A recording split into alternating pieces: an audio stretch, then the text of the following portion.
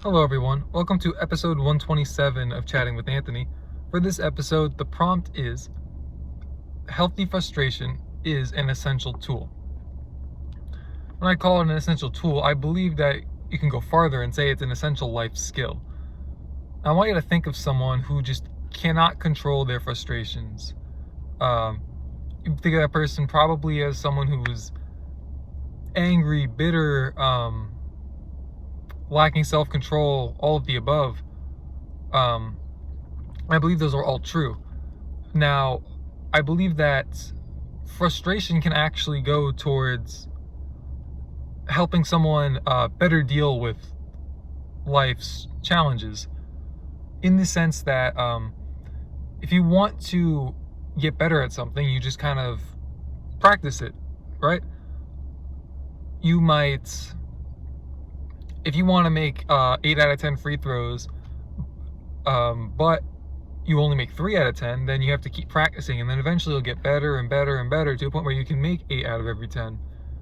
In the same way, I think that intentionally adding frustrations in your life will help allow you to better handle frustrations that just get thrown at you that you don't have a choice but to deal with. In other words, I believe that inflicting the pain upon yourself will help you better deal with the other frustrations in the long term.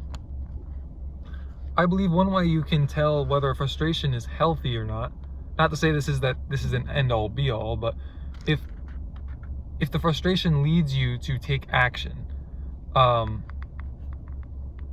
believe that when unaddressed, frustration can almost always become problematic. Like if you just try to ignore it, forget that. I'd say it is problematic 10 times out of 10. It's just a matter of when does it become problematic, right? You might never actually have to deal with the problems directly stemming from that based on due to a variety of circumstances, but it is problematic.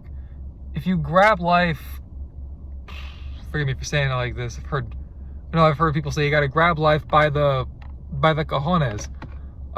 You have to understand that we have a say in how our life goes. And I say that under the context of Christianity and God being in control. That doesn't mean you just sit back and just don't take action on anything. You're clearly supposed to take action on a number of things in your life, including spreading the gospel. I believe where God comes in is Him guiding you on how to do it, Him showing you how you are supposed to do it. You should come to Him and say, I have a heart to serve you, so help me do that in the manner that you want me to do it. And then just try to serve Him from there, and He will help lead you throughout that. When you step out with faith that He will help you, then I know that He's more than willing to help. Now that being said, you can't force God into anything, really. It doesn't really work like that, thankfully for us. We would be making a mess of things. I mean, we do make a mess of things, but we'd be making even more of a mess of things if we could force God's hand and consistently force God's hand.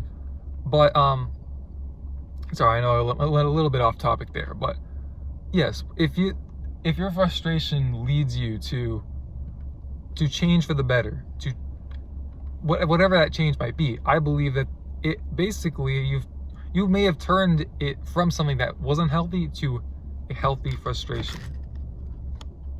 And the thing is, you might have initially tried to ignore it. You might only take action once you realize that it's just not going to go away, when it's not going to go your way. And that's okay. That's also part of life, to the extent that not every problem that presents itself needs to be solved immediately. You need to have priorities. You have to understand where in the hierarchy of life, really, your various frustrations belong. I believe that when it comes to just dealing with the frustration, a part of handling frustration is learning to not get frustrated in the first place, to the extent that there might be something going on within you that is causing you to constantly or periodically deal with certain frustrations. And sometimes if you just deal with what's going on in your heart and you bring that before God, the Lord will help walk you through that. And then all of a sudden you won't have to deal with those exact kinds of frustrations. Think of it like you can always try to like save X amount of money each month, spending however you want to spend it, just making sure it's within that certain budget. Or you can address why it is that you want to spend in certain situations, and then use that self-control to then either use that budget in the exact same way or approach the budget in a different way. And you might not have had the liberty to address the budget in a different way if you didn't address what was going on more so within you. And to question all of ourselves on this topic, in terms of how we deal with our frustrations, I believe that we can all ask ourselves, how conscious or how in control am I of my logic and my emotion? What kind of skills do I have when it comes to dealing with it? What is the difference? How do I know how to differentiate my logic from my emotion and know when to implement each one? Because sometimes you really do need your emotion to take over. There are times where that is appropriate. I think being logical 24/7, 365 does have its... I think it's better than being emotional all the time, but it does have its downsides as well. There is balance. I think like you can even go like the whole like male-female dynamic. A lot of that's males are more logical and women are more emotional. Very few are 100-0, but there's some percentage odds that work out within that. So just all food for thought, really.